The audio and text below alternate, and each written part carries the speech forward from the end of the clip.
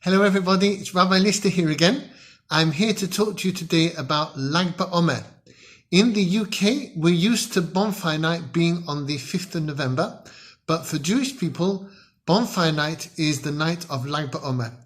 Hundreds of thousands of Jewish people go every year to Miron in the north of Israel, where Rabbi Shimon bar Yochai is buried, and they go there on Lag BaOmer. Bonfires are lit, there is an enormous celebration with singing and dancing and lots to eat and drink. So what is Lag BaOmer? Lag is a Hebrew abbreviation for a number. Each Hebrew letter has a number connected to it. Aleph is 1, Bet is 2, Gimel is 3, and so on.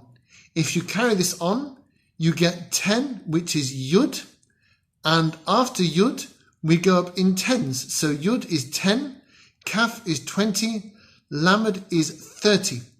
Lamed Gimel is 33, and it's abbreviated to Lag. Lag BaOmer is the 33rd day of the Omer, the 49-day count that we start on the second day of Pesach, and that we finish just before Shavuot, the anniversary of the giving of the Torah. Now, who was Rabbi Shimon bar Yochai, this man who was buried in Miron, and why do we celebrate there? Why do we celebrate on the day of his death, being Lag BaOmer? And why do we celebrate with bonfires? Well, Rabbi Shimon bar Yochai was an outstanding Torah scholar. He was a pupil of the great Rabbi Akiva. He learned and taught Torah after the Romans destroyed the temple in Israel about 1,900 years ago. One day, Rabbi Shimon bar Yochai criticized the Romans who had invaded and grabbed Israel for themselves, saying that all the markets and bridges that the Romans built in Israel were not to make the Jewish people's lives easier, but were just for the Romans themselves. When the Romans heard about this, they were furious and condemned Rabbi Shimon bar Yochai to death. Well, he hid in a cave with his son, Rabbi Elazar, for 12 years. And Rabbi Shimon bar Yochai and his son, Rabbi Elazar bar Rabbi Shimon, learned Torah for all that time. Hashem made a carob tree grow outside the cave, and he made a stream of water flow past the cave, so they could eat the carobs from the tree, and they could drink the water from the stream, and they would be able to live. After 12 years living in the cave, learning Torah all day, every day, the Roman emperor died, and Elijah the prophet came to tell Rabbi Shimon bar Yochai and his son Rabbi Elazar that they could come out of the cave because the death sentence was no longer there since the emperor had died. Rabbi Shimon bar Yochai and his son came out of the cave, and as they walked around, they saw that other people were not learning Torah all day as they had done, and they were so angry and upset at this that whatever they looked at burned up. And Hashem spoke to them and he said, I did not let you out of that cave to burn up my world. Go back into the cave for another year. So they went back into the cave for another year. After they came out, whenever Rabbi Elazar looked at something in a severe way and it burned up, Rabbi Shimon bar Yochai, his father, healed it with a glance from his own eyes. And on Friday afternoon, they saw an elderly man running along the road with 2 bundles of hadassim, branches from myrtles that smell very sweet. And they asked him where he was going with these myrtles, and he said that he was taking them to his home in honor of Shabbat that was soon to begin, because he wanted his home to smell nice for Shabbat.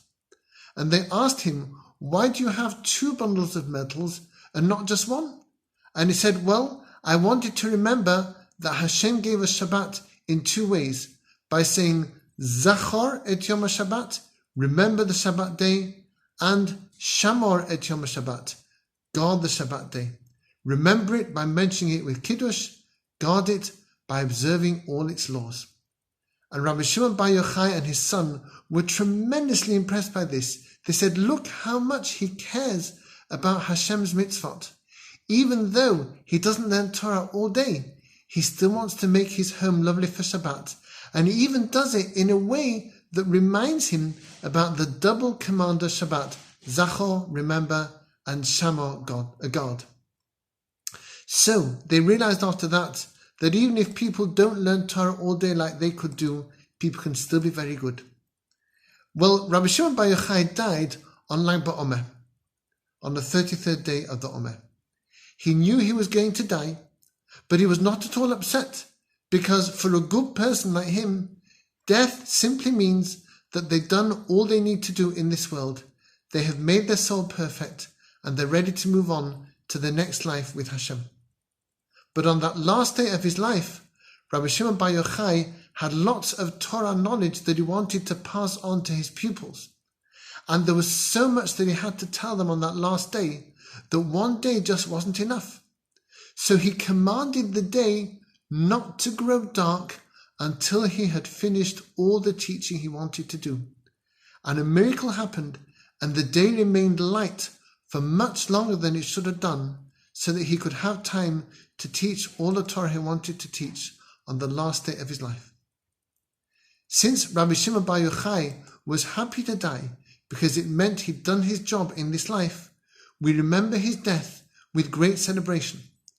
And since on the day of his death, which was Lag BaOmer, the darkness was pushed away by extra light, people light bonfires in the night, because a bonfire in the night also pushes away the dark and makes a beautiful light. Torah is compared to light. With all the shuls and schools shut, there is a risk of less Torah being learned and less davening being done. But Rabbi Shimon bar Yochai showed us the way.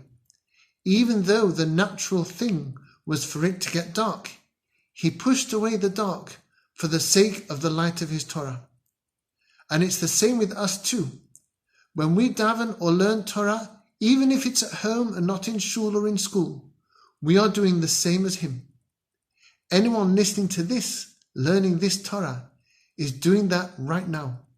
I thank you all for following in the footsteps of Rabbi Shimon bar Yochai. You have made his gift live on, and he is so proud of you all.